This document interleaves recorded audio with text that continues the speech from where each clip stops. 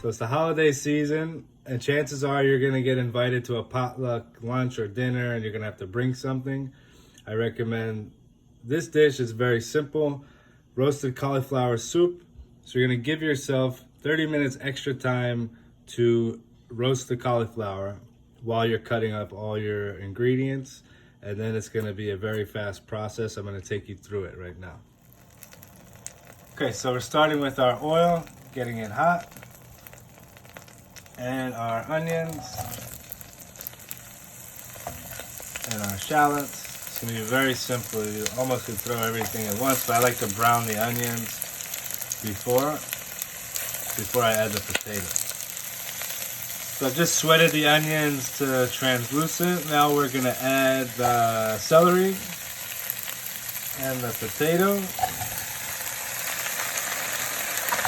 And we wanna get some nice color on this. For about 10 minutes, we're gonna go on high heat to brown all these vegetables. So we've sweat the vegetables for about 10 minutes. Now we're gonna add our roasted cauliflower.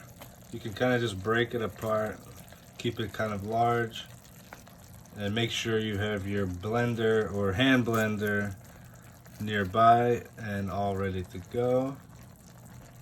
There we go. So my method for roasting the cauliflower, again, that's before you start chopping everything.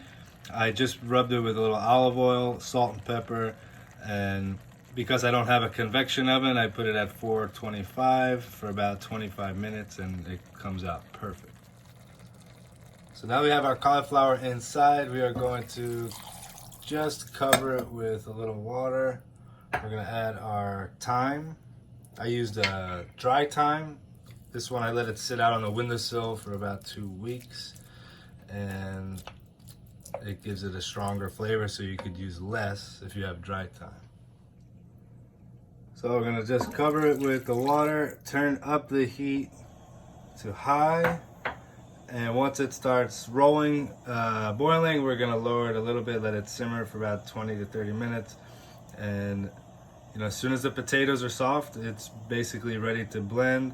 I'm gonna add a pinch of salt, because remember I salted the cauliflower when I roasted it, so it's better to add it towards the end if you're not sure. And that's it. Now we just wait. Okay, so I've let this slow cook for about an hour and a half. I know that I said it could be 30 minutes, but I had some errands to run. But don't worry, as long as you have enough water in there, it won't burn. And now we're gonna just blend it.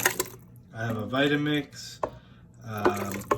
If you don't have a Vitamix, you can use a regular blender or a hand blender and just go a little longer.